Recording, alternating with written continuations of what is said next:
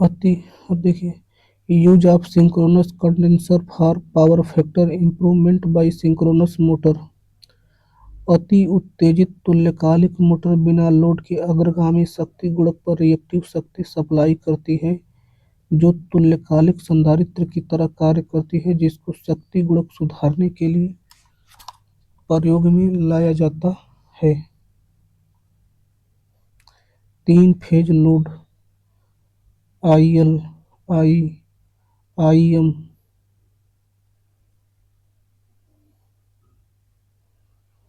Application of synchronous Motors.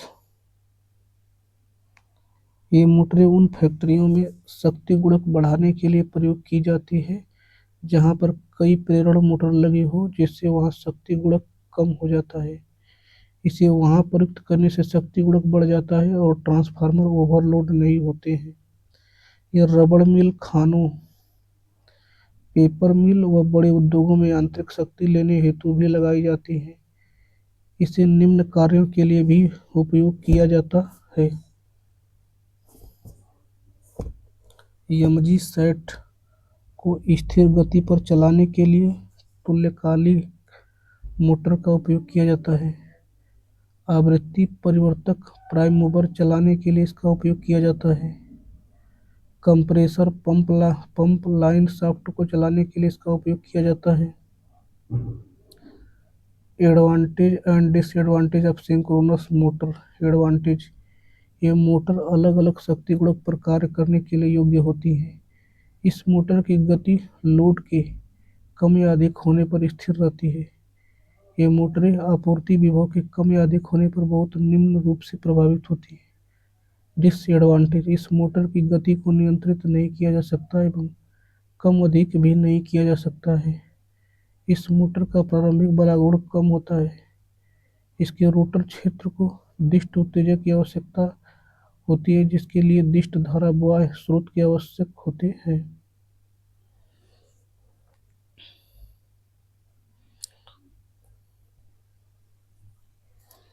Synchronous speed, synchronous rotational speed पर वैद्युतिक ऊर्जा को यांत्रिक ऊर्जा में परिवर्तित करने वाली मशीन तुल्यकालिक मोटर कहलाती है। तुल्यकालिक मोटर स्वचालित नहीं होती है, इसे तुल्यकालिक गति पर घुमाने के लिए यांत्रिक ऊर्जा की आवश्यकता होती है। तुल्यकालिक मोटर के स्टेटर पर तीन फेज स्टार और डेल्टा वाइंडिंग स्थापित की जाती है। तुल्यकालिक मोटर में सैलिएंट पोल रोटर तथा बेलनाकार रोटर का प्रयोग किया जाता है। तुल्यकालिक मोटर की घूर्णन गति का निम्न सूत्र है।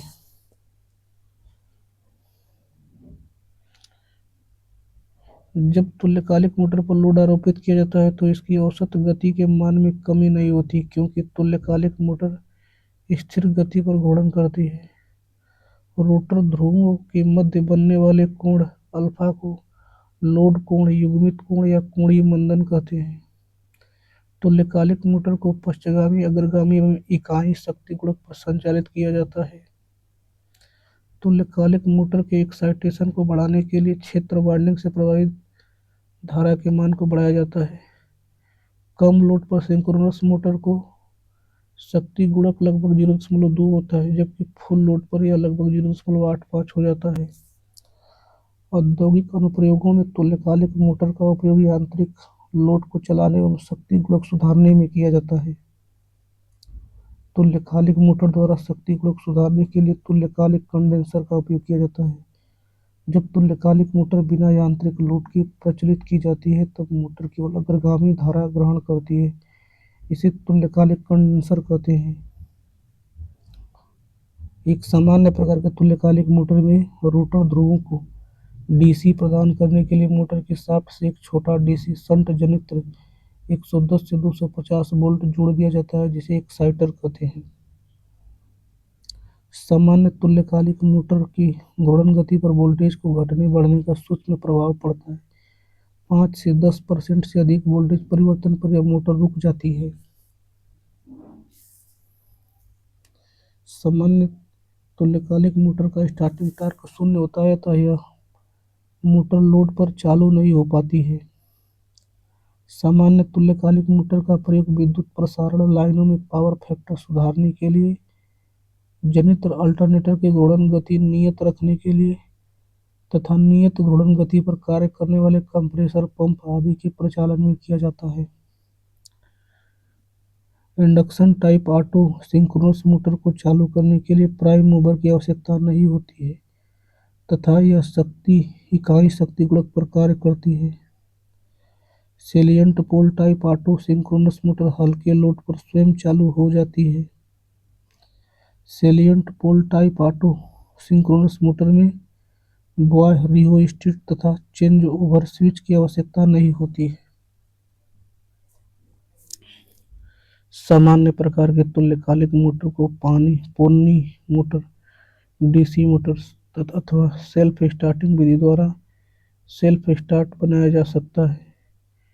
3 फेज प्रेरण मोटर तथा तुल्यकालिक मोटर की तुलना में अधिक घूर्णन गति रखने वाली मोटर पोनी मोटर कहलाती है। पोनी मोटर में स्टेटर ध्रुव की संख्या तुल्यकालिक मोटर के स्टेटर ध्रुवों की संख्या से एक जोड़ा कम रखी जाती है। पोनी मोटर की सही घूर्णन गति ज्ञात करने के लिए टैकोमीटर का प्रयोग किया जाता है। चुंबकीय लॉकिंग के कारण तुल्यकालिक मोटर अपनी सिंक्रोनस स्पीड पर चलती रहती है। सेल्फ स्टार्टिंग विधि द्वारा सिंक्रोनस मोटर को चालू करने के लिए उसके रोटर पर स्क्विरल केज अथवा स्लिप रिंग प्रकार की वाइंडिंग स्थापित की जाती है। तुल्यकालिक मोटर के हंटिंग दोष को फेज स्विंगिंग भी बोलते हैं। हंटिंग दोष को दूर करने के लिए सिंक्रोनस मोटर के रोटर पर ध्रुव फील्ड वाइंडिंग के अतिरिक्त स्क्विरल केज रोटर की भांति केज वाइंडिंग भी स्थापित की जाती है। यह वाइंडिंग डैम्पर वाइंडिंग कहलाती है। डैम्पर वाइंडिंग के लिए रोटर ध्रुव के बॉय भाग में छिद्र करके तांबे की छड़ें स्थापित कर दी जाती है और उन्हें तांबे के छल्ले के द्वारा शॉर्ट सर्किट कर दिया जाता है। बेहतर डिजाइन के सिंक्रोनस मोटर की दक्षता 92% होती है। असंतुलित वोल्टेज सप्लाई पर सिंक्रोनस मोटर में ऋणात्मक फेज अनुक्रम मौजूद होता है। रोटर पोल और स्टेटर पोल के बीच का कोण बलाघूर्ण कोण कहलाता है। सिंक्रोनस मोटर को रोटरी कन्वर्टर के रूप में भी प्रयोग किया जाता है। सिंक्रोनस मोटर में फील्ड फ्लक्स का मान सभी लोड के लिए स्थिर होता है। 3 फेज सिंक्रोनस मोटर में स्लिप रिंगों की संख्या 2 होती है। सिंक्रोनस मोटर लोड एंगल व आंतरिक कोण थीटा के बराबर होने पर अधिकतम शक्ति प्रदान करता है। सिंक्रोनस मोटर की सिंक्रोनाइजिंग पावर तुल्यकालिक प्रतिघात एक्सेस के व्युत्क्रमानुपाती होती है। सिंक्रोनस मोटर का ब्रेक डाउन टॉर्क उसके सप्लाई वोल्टेज के समानुपाती होता है। सिंक्रोनस मोटर में डीसी एक्साइटेशन बदलने से शक्ति गुणक और आर्मेचर धारा बदलती है। सिंक्रोनस मोटर में आर्मेचर रिएक्शन शून्य लीडिंग शक्ति गुणक डीमैग्नेटाइजिंग तथा शून्य पश्चगामी शक्ति गुणक पर मैग्नेटाइजिंग एवं इकाई शक्ति गुणक पर क्रॉस मैग्नेटाइजिंग होती है। सामान्य उत्तेजित भार रहित सेलिएंट पोल तुल्यकालिक मोटर का उत्तेजन हटा दिया जाए तो यह वेरिएबल रिलक्टेंस मोटर की तरह कार्य करेगा। डीसी जनरेटर यह यांत्रिक ऊर्जा को डीसी वैद्युत ऊर्जा में परिवर्तित करने वाली मशीन है। उच्च मान की दिष्ट धारा का उत्पादन डीसी जनित्र के द्वारा होता है। सामान्यतः 650 वोल्ट से अधिक वोल्टेज का उत्पादन डीसी जनित्र से नहीं किया जाता है। देखिए, and bracket, shaft, bearing, stator, commutator, brush assembly, armature. छोटे पैमाने पर डीसी का उत्पादन कन्वर्टर द्वारा किया जा सकता है। कन्वर्टर एसी को डीसी में बदलता है।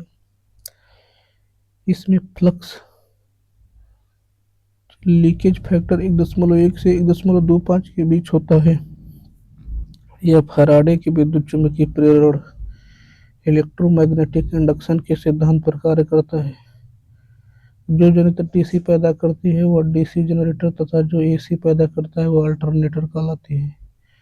छोटे आकार के डीसी जनरेटर को डायनामो कहते हैं। जिस विधि से डीसी जनरेटर में ईएमएफ पैदा होती है वह डायनामिक ईएमएफ कहलाती है। जनरेटर के आर्मेचर में हमेशा एसी करंट उत्पन्न होती है और इस एसी को कम्यूटेटर या स्प्लिट रिंग डीसी में बदल देता है। यह फ्लेमिंग के दाएं हाथ के नियम पर आधारित है। Fleming's right hand rule, motion of conductor thumb, direction of magnetic field, index figure, direction of induced current, middle current. अब देखिए Fleming's right hand rule. Fleming के दाहिने हाथ के नियमानुसार दाहिने हाथ के अंगूठा, तर्जनी तथा मध्यमा को एक दूसरे पर परस्पर लंबवत रखते हैं। यदि अंगूठा बल की दिशा को व्यक्त करता है एवं तर्जनी चुंबकीय क्षेत्र की दिशा को व्यक्त करता है, तो मध्यमा चालक में उत्पन्न ईएमएफ या विद्युत वाहक बल या विद्युत धारा की दिशा को प्रदर्शित करती है। चालक में उत्पन्न विद्युत वाहक बल की दिशा लेंज के नियम से ज्ञात किया जाता है। Construction of DC generator. मुख्य रूप से डीसी जनरेटर के तीन भाग होते हैं: stator, rotor, commutator. Carbon brush, conductor in slot, commutator, yoke, pole pieces, field winding, field supply, armature laminated. अब देखिए स्टेटर। डीसी मशीन में स्टेटर सिलिकॉन स्टील की बनी वलयाकार खांचेदार संरचना होती है जो कि मशीन के प्रचालन के दौरान स्थिर रहती है। इसके प्रमुख भाग: योक या बॉडी, यह स्टेटर का बाहरी आवरण होता है जो कि ढलवा लोहे अथवा इस्पात स्टील का बना होता है। यह खोखला बेलनाकार आकृति में होता है।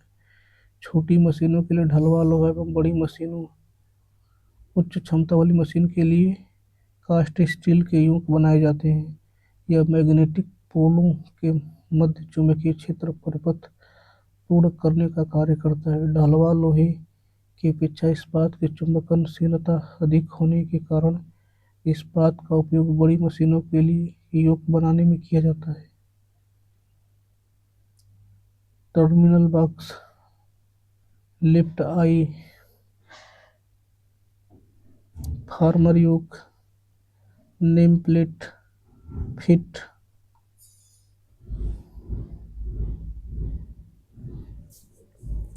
मशीन का कवच योक कहलाता है। यह मशीन के सभी भाग को सुरक्षा प्रदान करता है। साथ यह डीसी मशीन के योक में डीसी फ्लक्स पास करता है। यही कारण है कि योक का लैमिनेशन पटलित नहीं किया जाता, अर्थात डीसी मशीनों के योक में एडी करंट लॉस तथा हिस्टैरिसीस लॉस नहीं होता है।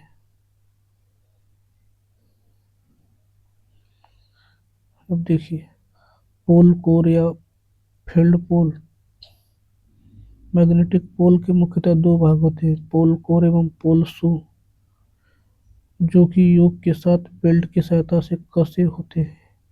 छोटी मशीनों में ढलवा लोहे से ढाल कर बनाया जाता है। इसे प्रायः इस्पात स्टील की 1 मिलीमीटर से 1.5 mm मोटी पत्तियों की सहायता से वृत्ताकार अनुप्रस्थ काट कर बनाया जाता है। इसका उपयोग फील्ड वाइंडिंग को रोके रखने के लिए किया जाता है। इसके द्वारा आर्मेचर की पूर्ण परिधि पर फ्लक्स फैलाने का कार्य किया जाता है। अब देखिए tapped holes for fixing, laminated pole core, laminated pole shoe, rivet, section of field coil. इसका मुख्य कार्य चुंबकीय क्षेत्र स्थापित करना होता है। Field pole laminated cast steel अथवा एनल्ड स्टील से बनाए जाते हैं। फील्ड पोलों की न्यूनतम संख्या 2, अधिकतम संख्या 8 होती है। छोटे आकार वाले डायनामो में चुंबकीय क्षेत्र स्थापित करने के लिए अस्थायी चुंबक प्रयोग किए जाते हैं। इस प्रकार के जनरेटर को अस्थायी चुंबक जनरेटर भी कहते हैं। परंतु बड़े आकार वाले डायनामो तथा डीसी जनरेटर में फील्ड पोल प्रयोग किए जाते हैं। पोल शू मैग्नेटिक पोल का अंग होता है। यह पोल कोर के अंतिम सिरे पर आर्मेचर की ओर मुड़ा होता है। यह मुख्यतः वायु अंतराल को कम करता है, जिससे न्यूनतम रिलक्टेंस पथ विकसित होता है। इससे फ्लक्स का आर्मेचर की परिधि पर एक समान यूनिफॉर्म वितरण होता है। इससे फ्लक्स लीकेज कम होता है व ध्रुव की चुंबकीय दक्षता बढ़ती है। इसके द्वारा पोल वाइंडिंग के खिसकने का भी खतरा कम हो जाता है। फील्ड वाइंडिंग, फील्ड पोल पर जो वाइंडिंग लपेटा जाता है उसे फील्ड वाइंडिंग कहते हैं। फील्ड वाइंडिंग का काम चुंबकीय क्षेत्र उत्पन्न करना होता है। स्टेटर में पोल कोर पर वाइंडिंग लगाकर पोल्स को उत्तेजित किया जाता है, इसलिए इन्हें उत्तेजन वाइंडिंग भी कहा जाता है। वाइंडिंग के टर्नों की संख्या एवं अनुप्रस्थ काट मशीन के प्रारूप पर निर्भर करती है। जैसे शंट वाइंडिंग में पतले तार के अधिक टर्न एवं श्रेणी वाइंडिंग में मोटे तार के कम टर्न होते हैं। यह प्रायः तांबे के तार से बनाया जाता है। इसे डीसी सप्लाई द्वारा उत्तेजित किया जाता है।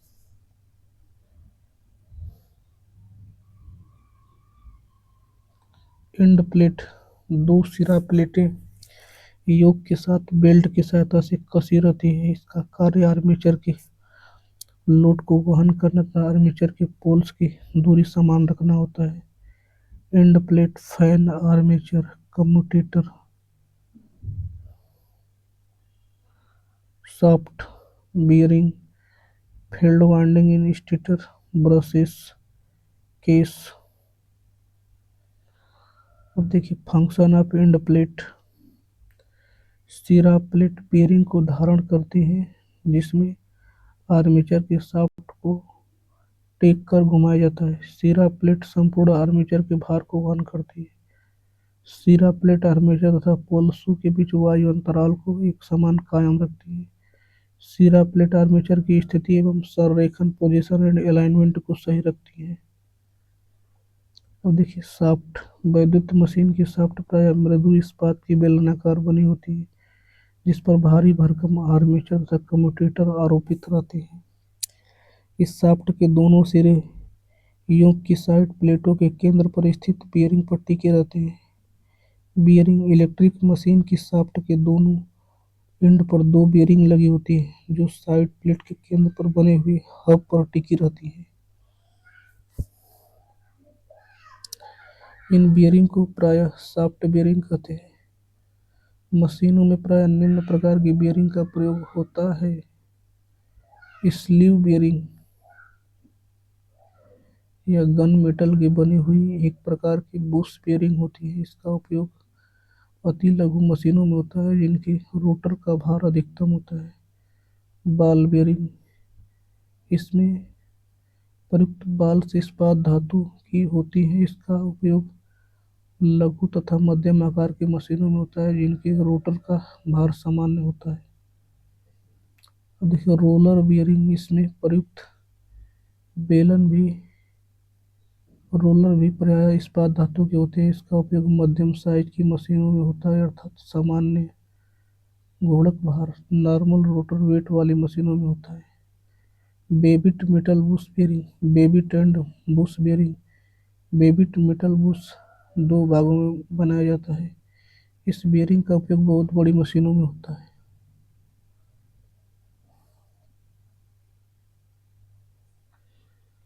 आर्मेचर या रोटर। डीसी मशीन में गतिशील भाग आर्मेचर अथवा रोटर कहलाता है, जो कि स्थिर स्टेटर में गति करता है। आर्मेचर का क्रोड 0.3 mm से 0.5 mm मोटी उच्च चुंबकशीलता वाली सिलिकॉन स्टील की पट्टियों से बनाया जाता है।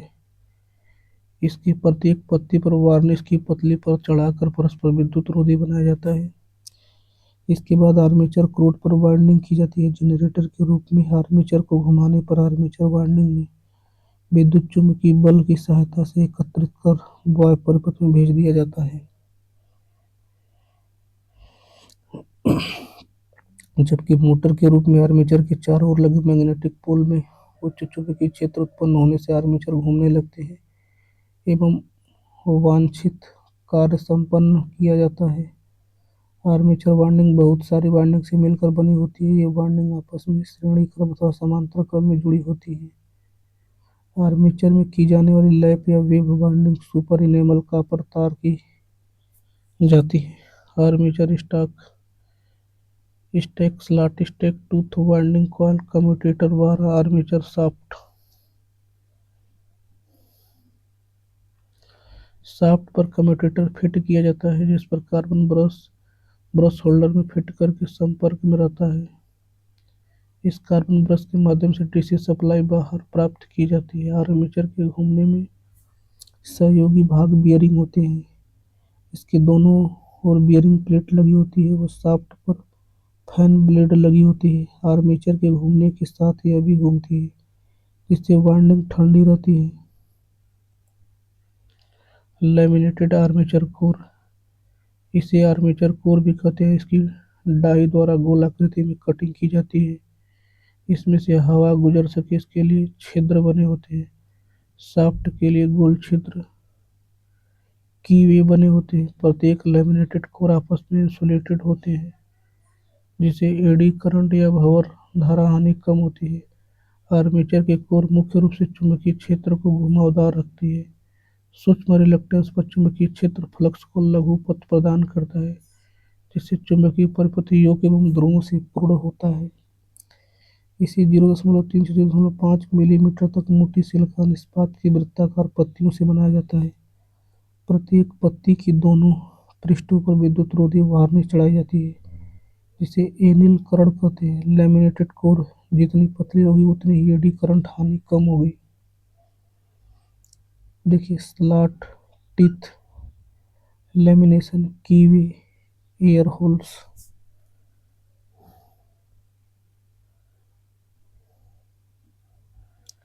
आर्मेचर को शाफ्ट पर कस दिया जाता है और शाफ्ट को बियरिंग की सहायता से बॉडी में स्थापित किया कर दिया जाता है।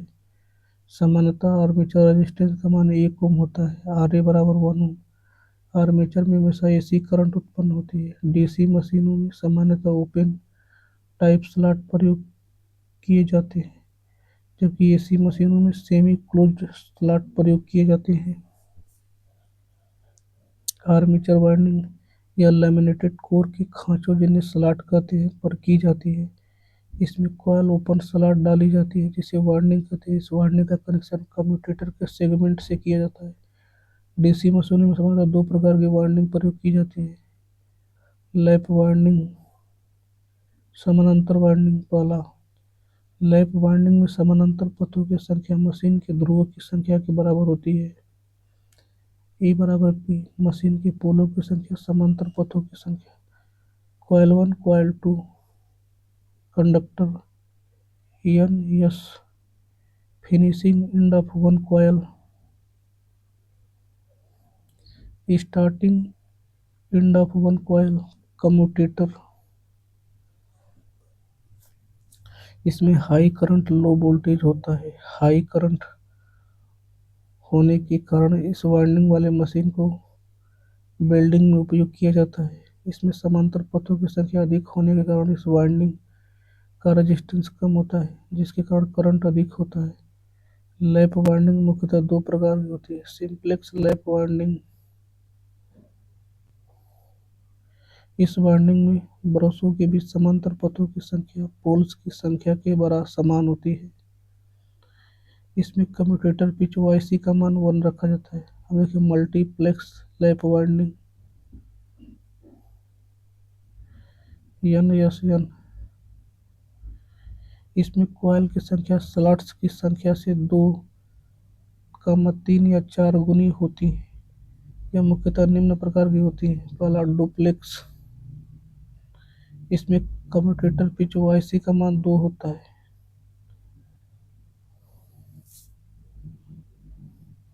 ट्रिप्लेक्स, इसमें कम्यूटेटर पिच वाईसी का मान 3 होता है। क्वाड्रप्लेक्स, इसमें कम्यूटेटर पिच का मान 4 रखा जाता है। लैप वाइंडिंग में समांतर पथों की संख्या डुप्लेक्स में 2p, ट्रिप्लेक्स में 3p, क्वाड्रप्लेक्स में 4p। यहाँ p ध्रुवों की संख्या है। इसमें ब्रशों की संख्या भी ध्रुवों की संख्या के समान होती है। वेब वाइंडिंग और series winding. Coil one coil two commutator N S. इसमें समानांतर पथों की संख्या हमेशा दो होती है अर्थात ए बराबर दो। इस वाइंडिंग का वोल्टेज हाई तथा करंट लो होता है। वेब वाइंडिंग का प्रयोग वहाँ करते हैं जहाँ करंट कम एवं अधिक वोल्टेज की आवश्यकता होती है। इस वाइंडिंग का रेजिस्टेंस उच्च होता है। Number of parallel path in N plex winding P N, जहाँ पी पोल की संख्या N, two for duplex winding, three for triplex winding.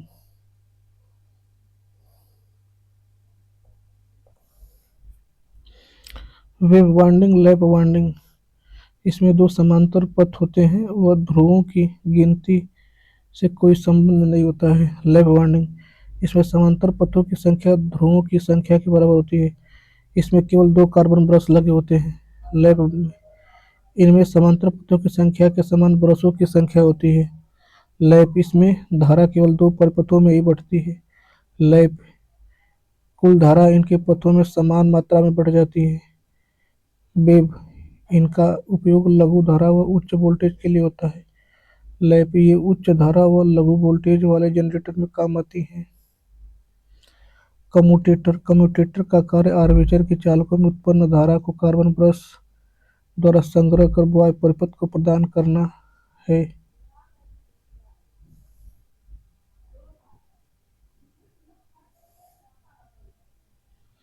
Faraday के नियम के अनुसार चालक में उत्पन्न होने वाले ईएमएफ सदैव एसी होते हैं।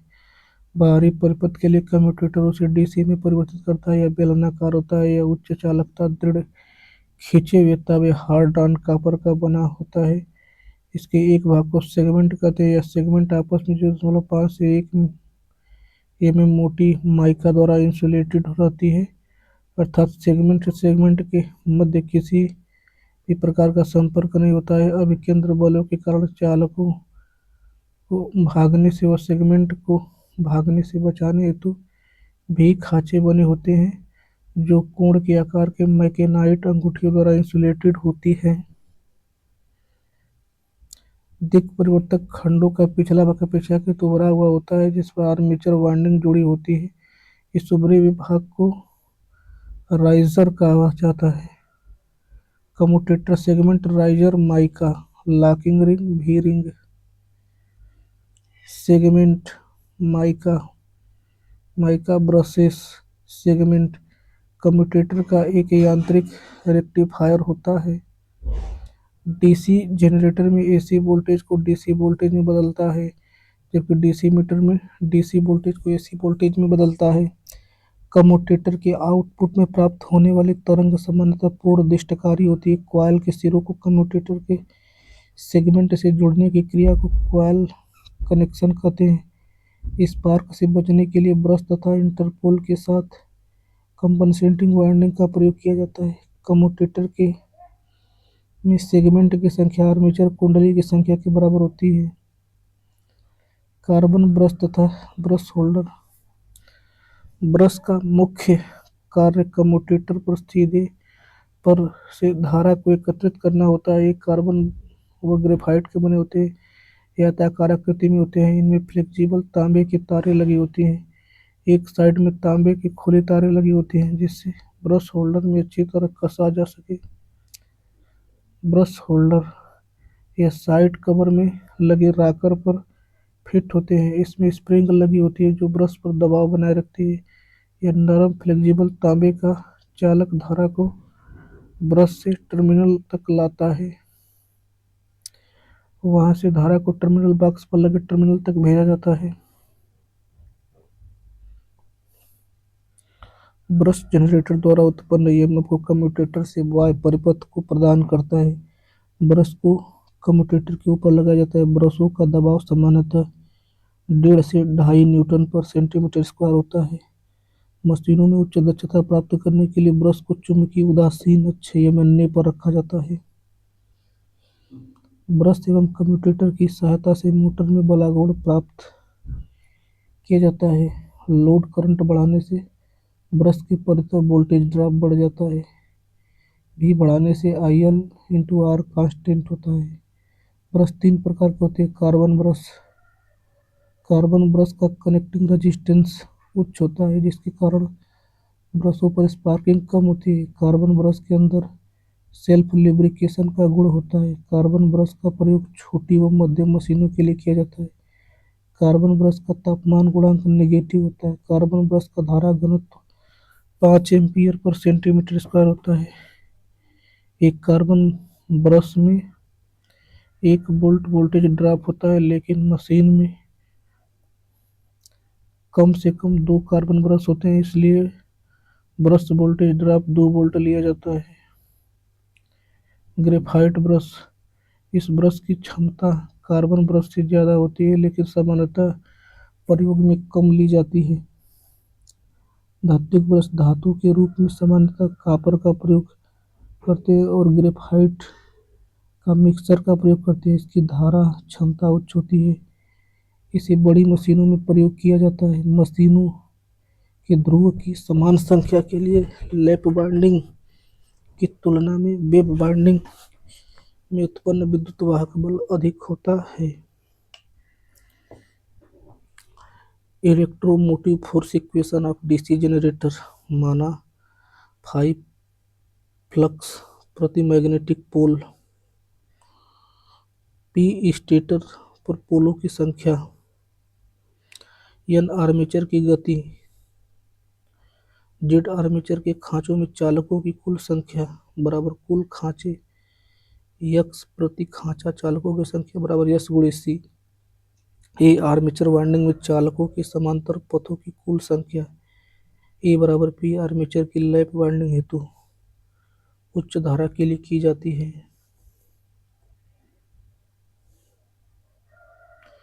A बराबर 2 आर्मेचर की वेव वाइंडिंग हेतु उच्च वोल्टता के लिए की जाती है। Z बटे के A आर्मेचर वाइंडिंग के प्रत्येक समांतर पथ में श्रेणी संबंध चालकों की संख्या। E आर्मेचर वाइंडिंग के प्रत्येक समांतर पथ में प्रेरित विद्युत वाहक बल। E बराबर हो जाएगा यहाँ से phi into P into N into Z बटा के 60 A वोल्ट। लैप बाइंडिंग की स्थिति में उक्त समीकरण में A बराबर P रखने पर आर्मेचर की लैप बाइंडिंग के लिए प्राप्त विद्युत वाहक बल का सूत्र EL बराबर phi into Z into N बटा के 60 वोल्ट। वेव बाइंडिंग की स्थिति में समीकरण 1 में A का मान 2 रखने पर आर्मेचर वेव बाइंडिंग के लिए प्राप्त विद्युत वाहक बल EW बराबर phi into P into N into Z बटा के 120 वोल्ट। समीकरण 2 तथा समीकरण 3 से वेव बाइंडिंग EMF बराबर P बटे के 2 into lap binding EMF। Classification of DC generator, permanent magnet, separately excited generator, self excited generator. अब देखिए, सेल्फ एक्साइटेड जनरेटर 3 प्रकार के होते हैं। DC series generator, DC shunt generator, DC compound generator. अब देखिए, डीसी कंपाउंड जनरेटर भी देखिए 2 प्रकार के होते हैं। पहला long shunt generator, short shunt generator. दूसरा देखिए, कनेक्शन के आधार पर डीसी कंपाउंड जनरेटर 2 प्रकार के होते हैं। Cumulative compound generator, differential compound generator. अब देखिए, डिफरेंशियल कंपाउंड जनरेटर भी 2 होते हैं, short shunt generator, long shunt generator. Differential compound generator भी 2 होते हैं, long shunt generator, short shunt generator. Excitation के आधार पर डीसी जनरेटर को 2 भागों में बांटा गया है, separately excited generator, self excited generator. Separately excited DC generator वह डीसी जनरेटर जिसके क्षेत्र का उत्तेजन किसी अन्य निर्दिष्ट धारा स्रोत द्वारा किया जाता है, सेपरेटली एक्साइटेड डीसी जनरेटर कहलाता है। इस प्रकार के जनरेटरों में फील्ड वाइंडिंग को बाहरी स्रोत डीसी बैटरी द्वारा सप्लाई देकर उत्तेजित किया जाता है, या कम किलोवाट के जनरेटर प्रयोग किए जाते हैं जो एक्साइटर के रूप में होते हैं। इसमें डीसी सप्लाई फील्ड वाइंडिंग को दी जाती है। ये इलेक्ट्रोप्लेटिंग में काम में लिए जाते हैं। इसमें एक्साइटर के रूप में अतिरिक्त साधन लगाना पड़ता है तो ये महंगे होते हैं।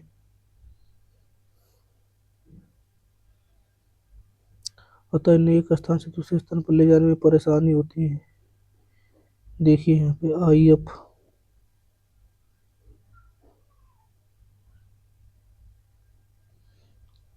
VL, VF, RF। देखिए EG plus minus RAIA, VIL load. परिपथ से संबंधित समीकरण। क्षेत्र परिपथ में वोल्टता IF RF बराबर VF। आर्मेचर परिपथ में धारा IA बराबर IL, PE बटा के V हो जाएगा। आर्मेचर परिपथ में वोल्टता समीकरण, वोल्टेज इक्वेशन, V बराबर EG minus IA RA, EG minus V, EG बराबर V प्लस IA RA। इसलिए IA बराबर EG माइनस V बटा के RA या RA बराबर EG माइनस V बटा के IA। वैद्युत लोड रेजिस्टेंस RL बराबर V बटा के IL। लोड को प्राप्त शक्ति EG गुणे के IA माइनस IA का स्क्वायर इंटू RA बराबर IA कोष्टक में EG माइनस IA RA कोष्टक बंद बराबर VA अथवा VL। आर्मेचर में विकसित वैद्युत शक्ति PA बराबर EG इंटू IA। अब देखिए सेल्फ एक्साइटेड DC जनरेटर, वह जनित्र जिसमें चुंबकीय क्षेत्र का उत्तेजन स्वतः उत्पन्न होने वाले दिष्ट आपूर्ति अर्थात आर्मेचर को निर्गत वोल्टता द्वारा होता है, सेल्फ एक्साइटेड जनित्र कहलाता है। ये जनित्र निम्नलिखित 3 प्रकार के होते हैं।